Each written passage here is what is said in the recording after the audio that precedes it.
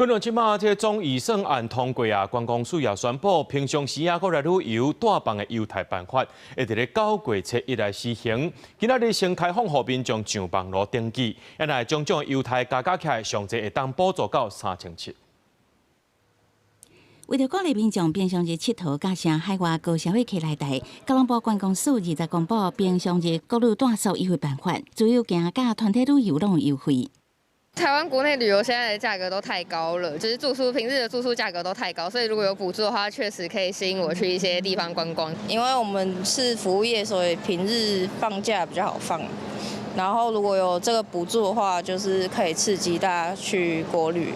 觀光署表示，為9月7日開始，平常日都是禮拜到拜四，無含固定假日加連續假日。民眾旅宿一般地區第一暗上濟補助800，第二暗各段上濟補助1200。離島地區第一暗1000，第二暗各段是1500。另外，還有獎助生日券，民眾若是上網絡登錄，每個月還會抽出1000個，每人會當折拄大數金額1200塊，還會當甲平常日的大數獎助做為使用。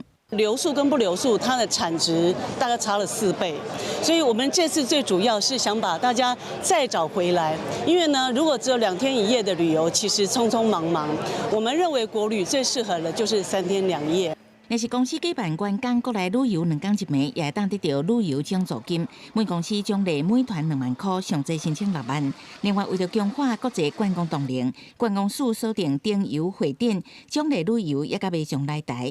針對要來台灣的旅客，有機會得到5000至3萬不等的獎助金額。觀光署是講，國內旅遊補助登記為20日開始，民眾會當上網絡登錄，而且平日大數閣加生日券，整體計劃會當增加400萬人次的國內外旅客，產值大約達到180億。